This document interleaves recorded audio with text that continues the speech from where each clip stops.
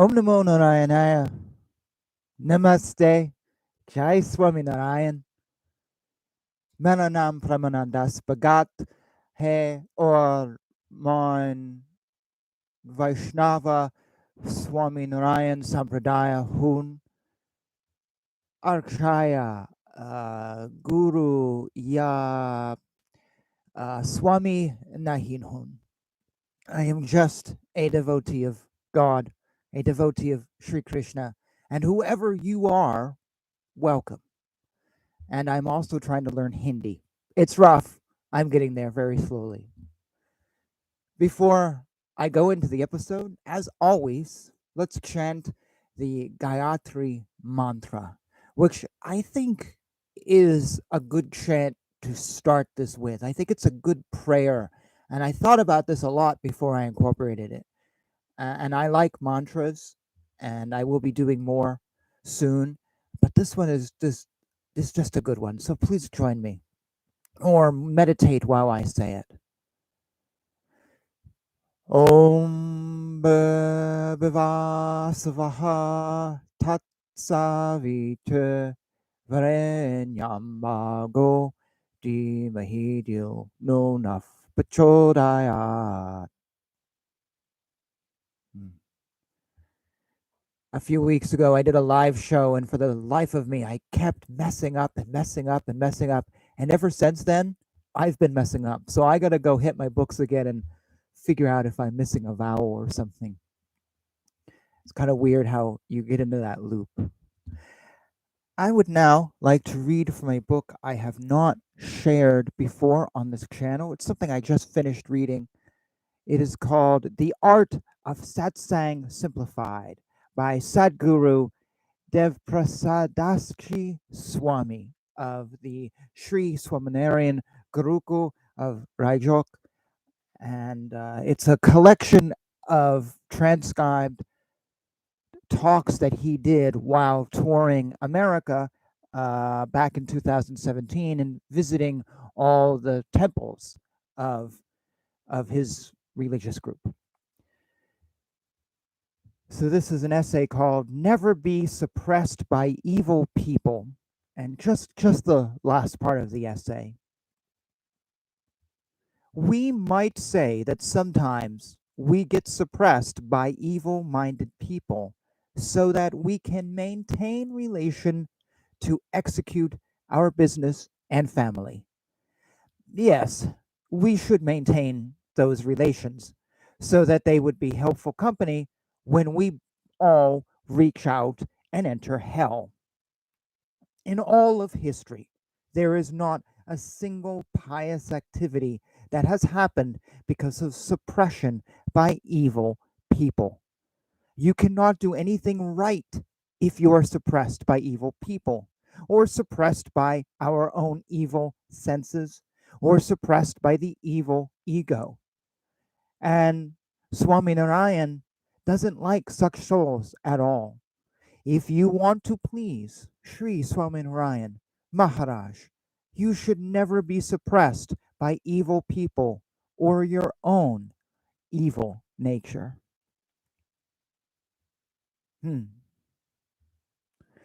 That was spoken in Los Angeles in 2017 at the Mandir there.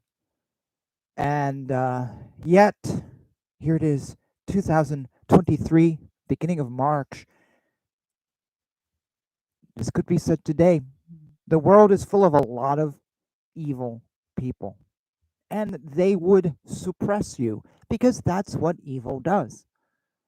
And there's a lot of good people who are actually wearing a mask, for they are actually evil.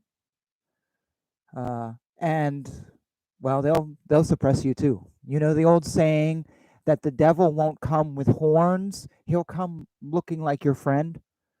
He'll come looking like the gentleman caller. That's the way the world is. So this week there has been a lot of news happening. And if you are a news junkie like me, oh, it's like watching a poker tournament or something, or a TV show you like. We've had reveals about January 6th here in America. We've had stuff the president has said. We've had Women's Day debates. We've had this, we've had that. I am not going to talk about any of it. I promise you, I won't mention any of this stuff. But I will warn you that today's talk is somewhat related to current events. And as I've foreshadowed in my reading, it might be a little dark. But I actually planned it a few weeks ago before any of the current news hub came out. So if it connects to things that are happening right now, it's pure coincidence.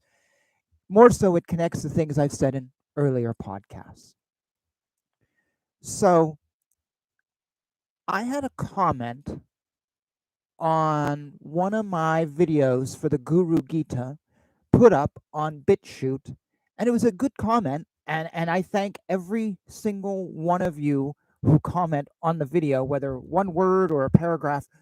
Honestly, it means a lot to me that you take the time, and I do try to respond to everyone, or I like all your comments. If not, I hit the like button. I do read everything. I'm a slow, but I read it all, and sometimes I don't respond with what I feel is an adequate response because I just really don't have one. You've stated a position that, yeah, I got nothing, let the world hear your comment because it's so great. What can I add to it? But I do thank all of you who comment, and you're all very good to me too for the things I say that are probably a little crazy sometimes. But there was a comment made, and it was very good, and it was very honest, and I responded back, and we chit-chat a little bit, and then I had a thought that directly related to Sri Swaminarayan's Shikshapatri. And I went, oh, it was like a little mini revelation. So I sent it out to the commenter, and I don't know if he's responded back. But it was such an interesting moment thinking about the Shikshapatri that I wanted to share it with all of you. So I had two verses literally come to mind as I was typing this comment out and just went, wow. And they just was like, this is interesting. I see something here. And it related to that comment and related to previous episodes, as I said earlier. Before I share the quotes, the verses, from the Shikshapatri, and before I get into this, I just want to make note that my revelation might be a little unorthodox. It is mine. I haven't read it anywhere. It's all me. So, if it sounds different than what you normally do, it's all on me. I will accept that. But I hope that the conclusion that I come to honors Swaminarayan's theology and philosophy. I am not looking to reinterpret him or reinvent the wheel. I am just looking to bring light to what he wrote and connect it to the current world, to make it relevant, to make a 200-year-old book relevant to the year 2023. That's all I'm looking to do. So if I misinterpret something, that is not my intention, and feel free to call me out on it. I'm just trying to bring light to this and find relevancy. It's also, what I'm going to be doing is taking two verses, and they each have something different they say, but bringing together these verses, I'm hoping to find a third meaning. I don't know if these two verses are ever related together. I don't know if people connect these two together or not. So that might be a little unorthodox. Also, I'm taking one verse at face value, and I'm going to take another one, not at face value, but the essence of what it is saying. So this is a little bit of an unorthodox approach here. And just an aside, and this will be the last point, and then I'll read the verses. When I first read the Shikshapatri, I read it at face value. And some of you who may not know this book, or you may have read it, may have done the same thing. And if you're like me, you might have gone, okay, this is good, but it seems contextual to the time, or it seems whatever, or I don't know. What I didn't get was that you should also look at it, of course, in terms of, where it was written and who it was written for and the time and place, but also the essence of what it's saying. The teachings in the Shikshapatri, yes, were meant for somebody sitting in front of the guru in whatever year it was written, in the early 1800s, who's maybe suffering under Muslim occupation or British occupation, and is poverty stricken. But the essence of what the teaching wasn't meant for just that year. It was meant for all times and all places. The Shikshapatri is the essence of the Vedas. So if you dig beyond the surface level, you will see the essence. And it is when I did that, that wow explosion, mind explosion, and I realized how valuable the Shikshapatri was when I went beyond Gujarati India in the 1800s and I saw the essence of what Sri Swaminarayan Bhagavan taught. It exploded for me. So if you have read the Shikshapatri and you're not too sure about it, I would recommend that you go back and you look for the essence of what he's saying. And I will be doing a show in a couple weeks um, on my discovery of the Shikshapatri, and I'm going to talk more about this for those of you who are not familiar with the book. So that's all I'm going to say now. Look for that show coming up in a few weeks as I reveal how this book has changed my life, though I didn't see it coming and I wasn't looking for any changes, but it has, and I'm gracious for that. And thank you to all of you who made that happen. Anyways, let's now dive into the great Shikshapatri. I'm going to be reading verses 33 and 39 today. 33 says, and I'm actually only looking at part of 33. The first part of it says, none shall enter or pass through unauthorized passages. This is from an American English translation uh, of the Shikshapatri done about a decade ago by Dr. Babaria and Mukundswarup Swami, and then edited and tweaked most recently by Ananda Bhagat, and I had a hand in it, though my involvement was minuscule. So this is an American translation. You can find it online. There is a link below. I would also, though, hang on one second, let me put my microphone down, turn the page. I would also like to read that same bit from a translation from the BAPS community. So it says, none shall enter or leave a place through a back door way. Okay, so none shall enter or leave a place through a back door way, according to one, and none shall enter or pass through unauthorized passages. On some level, those sentences sound very different. On another level, they're very similar. We're going to come back to it in a second. Let me now turn to verse 39. And this is from the American English version.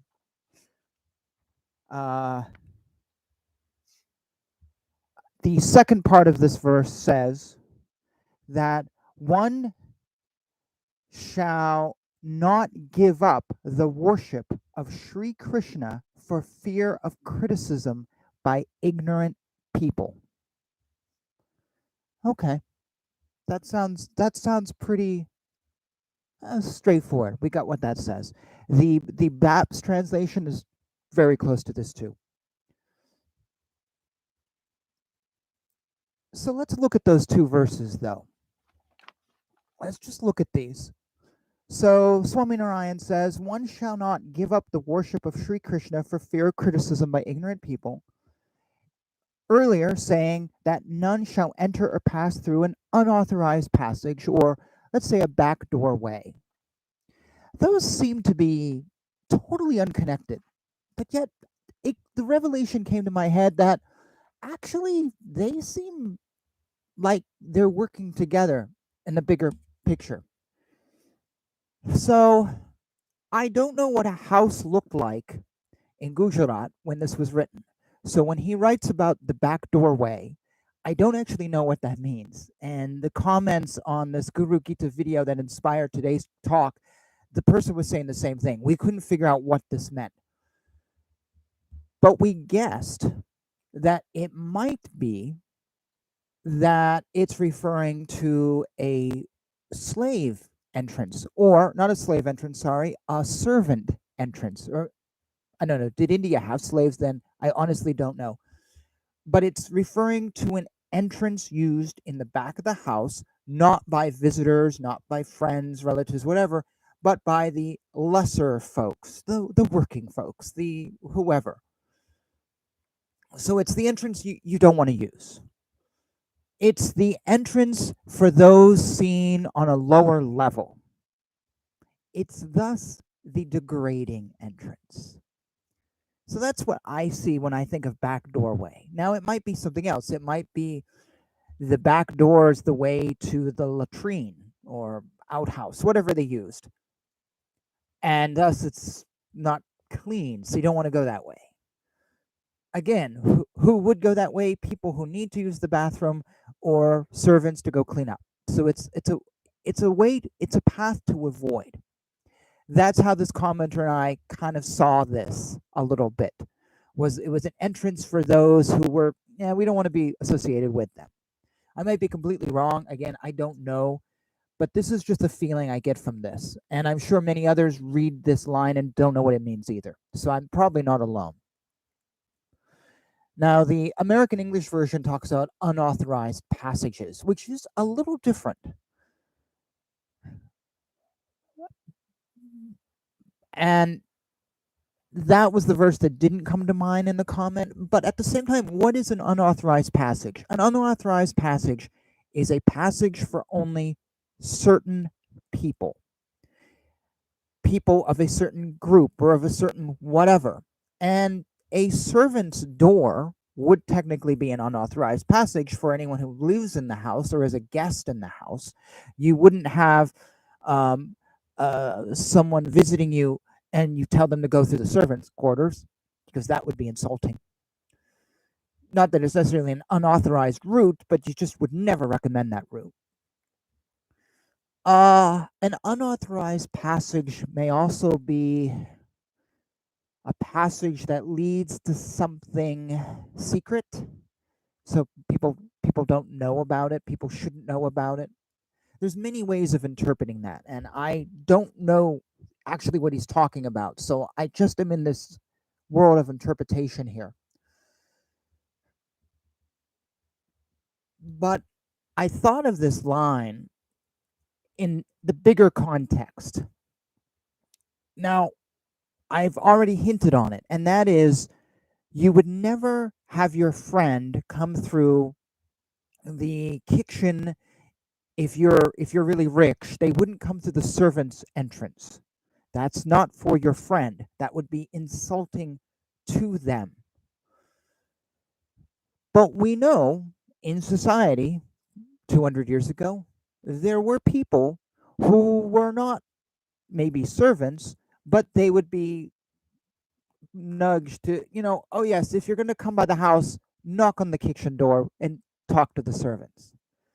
They weren't the high class. Maybe they were, I don't know what class they were. I don't want to talk about the Varna and caste system so much, but they were lower than, or seen as less than. We can get examples of this by watching like Downton Abbey, and some people are pushed to, they don't get the access that others get because they're less than. So we know that some people would be told to go through that back door where normally you wouldn't go. Some people are not going to be invited into the house. We're going to look down upon them. We do it in the current age. I'm not going to speak about life in India because I can't, but like in America, we frown on certain people maybe being seen coming to our house. Traditionally during the slave era, if you had a black man, or post slavery, or even up until this century, it was very common for, let's say, a black man comes to your house and you're talking on the porch, but they're not going to, you don't let them through your front door. You don't want to be seen. You see them as less than. There's a scene in a movie or something I'm thinking about where someone is not allowed in the house because he's black, and otherwise he's treated as a friend, and then you realize, oh, I'm not really a friend. I'm seen less than. I'm told to go through the back door where no one can see me. If someone is a Jehovah's Witness is the common one in America. We don't really want Jehovah's Witnesses coming to our house, and we may let them in the back door so no one sees. You know what I mean. You know where I'm going with this. I thought of this verse and the ambiguity, of this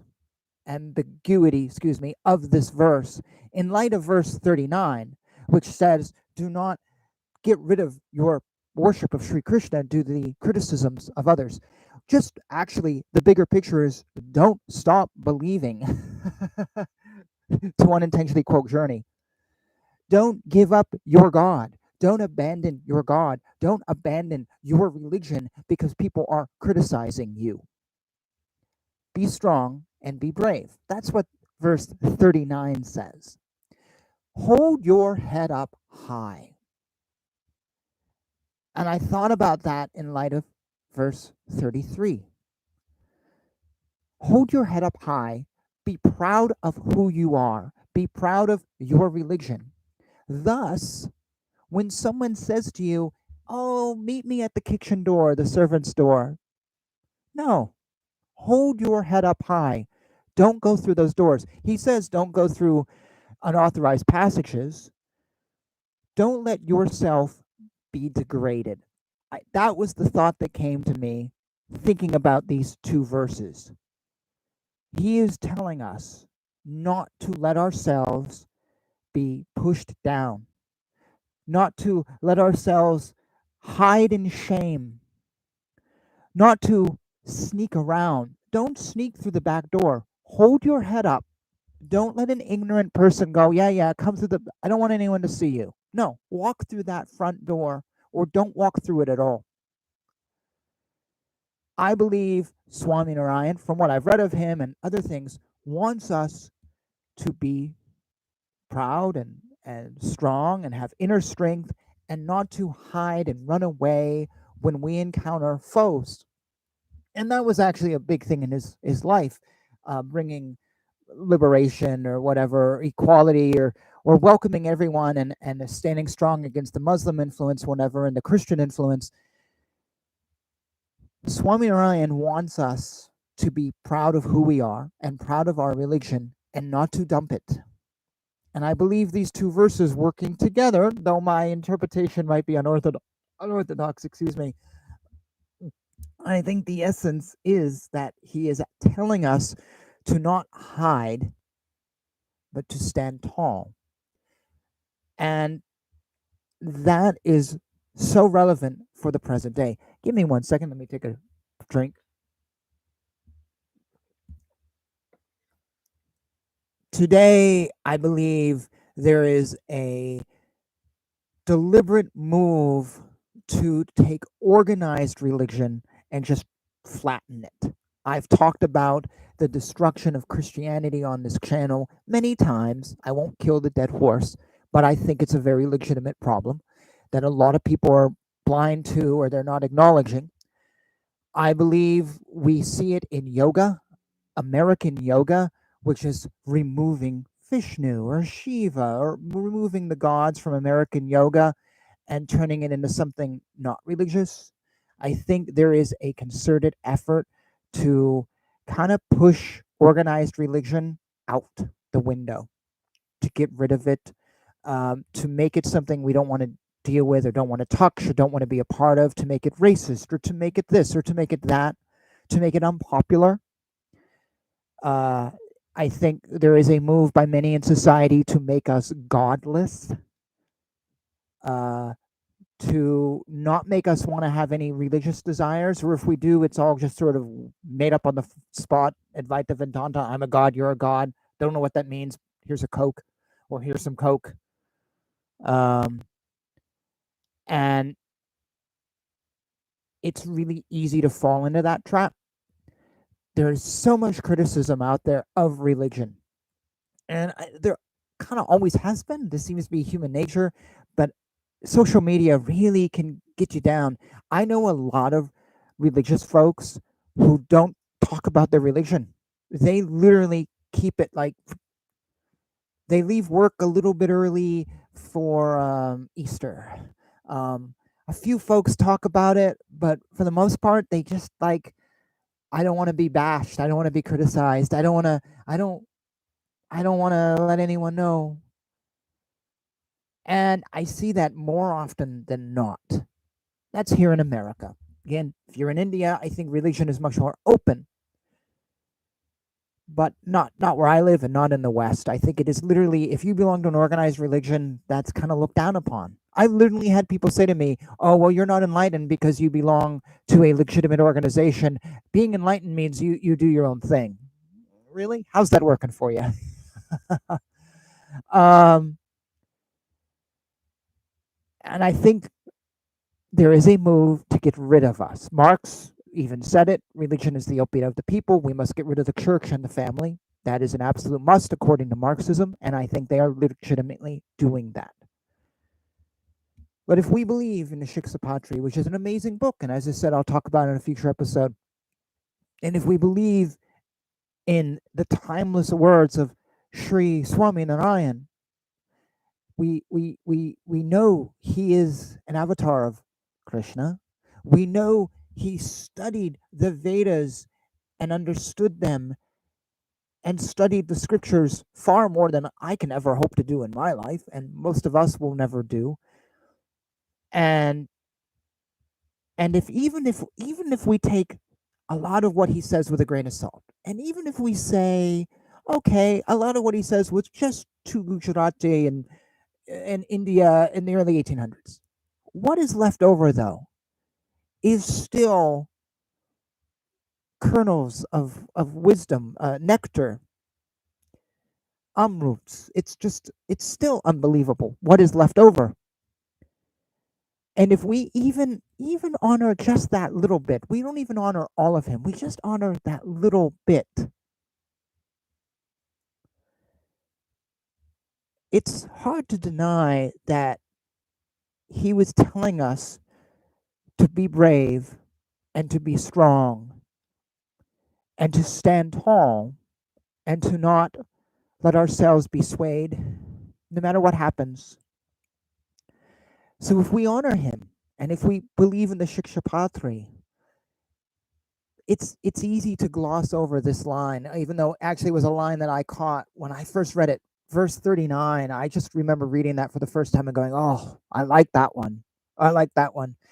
Should not give up the worship of Sri Krishna for fear of criticism by ignorant people. Ignorant people. If we truly believe in what he's written here, let that one line reverberate with you and stand tall. It's not easy to do. It is really easy to be pushed down.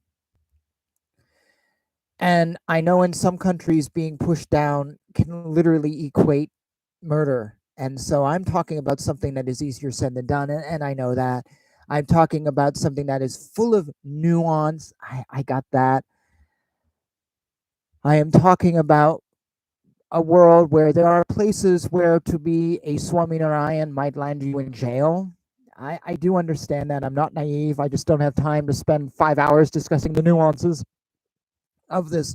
And I really just want you to look at the Shikshapatri and see how he is speaking to us and to find hope in those 200-year-old words. To remember that he's telling us to be brave. Krishna is telling us to be brave. He is saying when people get you down, don't give up. Don't give up the fight.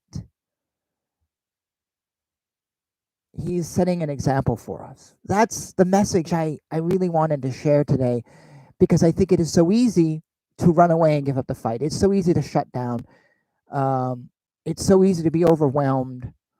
Just a few days ago, I had a video went up, and man, I got such harsh words on it. I was informed I needed Jesus. I was informed I am mentally ill. I need therapy. That I'm a troll. That all this is just trolling, even though I've been practicing this or studying it in some form for 20 years or something like that. I actually more than 20 years. It's just trolling. Um, I was informed that when I do these videos, I look like a middle-aged manager on cocaine. Okay, that one is interesting. I've never done cocaine in my life. I've never done mushrooms, heroin, or any drugs other than pot. So I don't know. I am middle-aged, but I don't think I look like your typical middle-aged manager. And I got lots of hate, and I just tossed it off because I've seen lots of hate over the years. I've been called every name in the book. I'm fine with that. But I've seen others who have done things in public forums like this, and they just shut down. They're like, "Oh, I can't stand the hate. I'm getting off Facebook." Oh, I know a woman who used to do a YouTube channel, and it was a wonderful YouTube channel, and she did something that got hate, and she killed the channel. She's like, "I'm done. I can't stand it." Swaminarayan is telling us these are ignorant people. They're bored. They're sitting at home. Don't let them kill your channel. Don't let them kill your art. Don't let them prevent you from doing what you want to do. Don't let them prevent you from worshiping God. I believe that's what he's telling here. I believe he wants us to be strong and be brave, and I think his life reflected that. And easier said than done.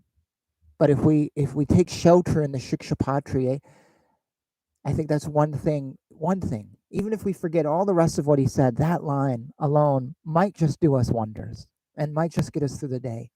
Be proud of who you are. Everyone else in this world is proud of what they are and who they are, and that's all we see nowadays is pride of this and that.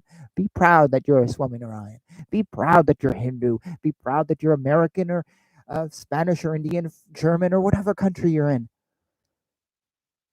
Be proud that you worship a blue god. Be proud that you worship a god with an elephant head. Don't let anyone bring you down. I don't know.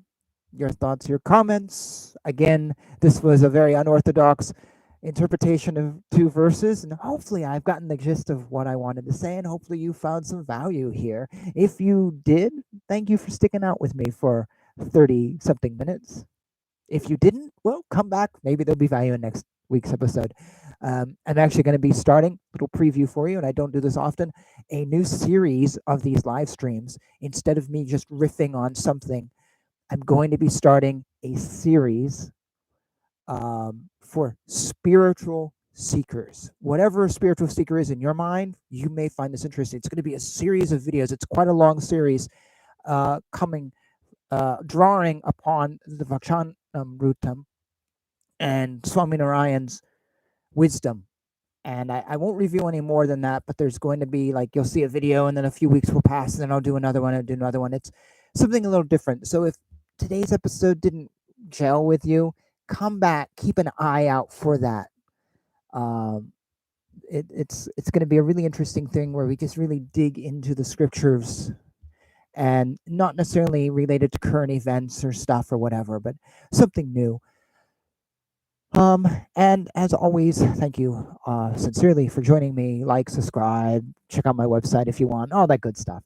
You know how it goes. And wherever you are, thank you. And God bless you. And yeah, I think this is a good place to stop. So from my home here in Portland, Maine, to wherever you are, Hare Krishna, Jai Swaminarayan, Hare Krishna, Krishna Krishna, Hare Hare, Hare Rama, Rama Rama, Hare Hare.